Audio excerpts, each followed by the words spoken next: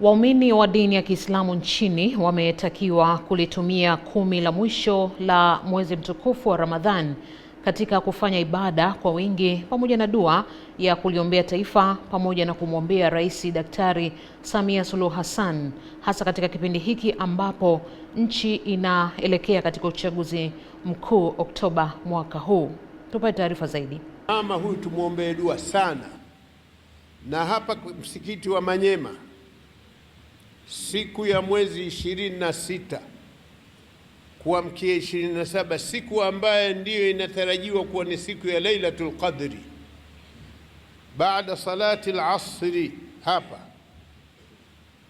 tutamuombea sana dua mama yetu. Imamu mkuu wa msikiti wa Manyema ambaye pia ni mjumbe wa baraza la ulama, Sheikh Hamid Jongo, ametoa wito huo katika swala ya Ijumaa, ambapo pia amehimiza waumini na wananchi wote kuhakikisha wanakuwa walinzi wa amani iliyopo nchini na kama wasikubali vurugwe kwa maslahi binafsi ama ya watu wachache.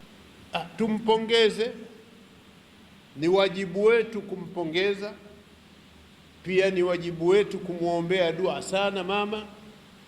Na dua yenyewe siishie dua ya leo, hapana, na dua ya kesho, kwa maana ya kwamba mitano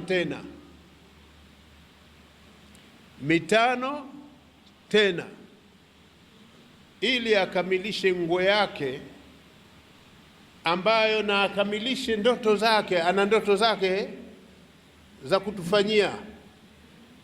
Aidha, Sheikh Jongo amewakumbusha Waislamu pamoja na wananchi wote kuhakikisha wanashiriki katika zoezi la kujiandikisha na kuboresha taarifa za mpiga kura katika daftari ambalo linaendelea katika jiji la Dar es Salaam.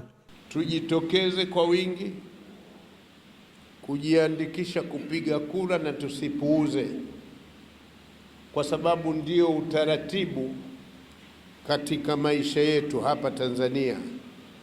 Kila kipindi kikipita kijacho, ili tupate kiongozi, kuna utaratibu wa kupiga kura, na ili tupate kiongozi tunayemtaka, njia yake ni kupiga kura, kujiandikisha na hatimaye kusimama katika foleni kwenda kuchagua yule kiongozi ambaye wewe unamuona.